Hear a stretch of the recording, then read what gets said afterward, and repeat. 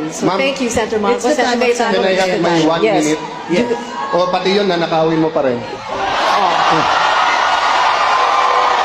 Sa Pilipinas, pag antibiotics, pandesal, ang nanakawin mo, sigurado huli ka.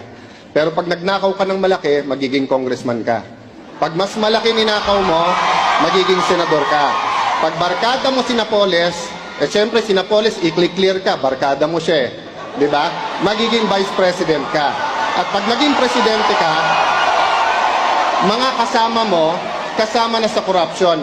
No, I was just wondering kasi sinasabi ni Senator Alan, pagka malaking ninakaw mo, maging congressman, mas malaki maging senador. Is that how he became congressman? Is that how he became Let me senator? respond. That's not how I became congressman. It's not how I became senator. Well, mga kababayan, alam kong sa Europe nag-aral si Senator Bongbong kahit peke yung diploma. Pero Ibang issue na yan, Senator Alan. ang sinabi ko po na magiging congressman ka, that's sarcasm.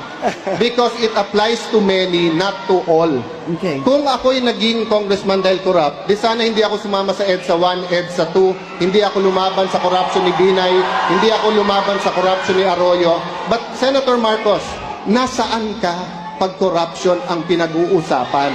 Diba? Wala ka sa hearing.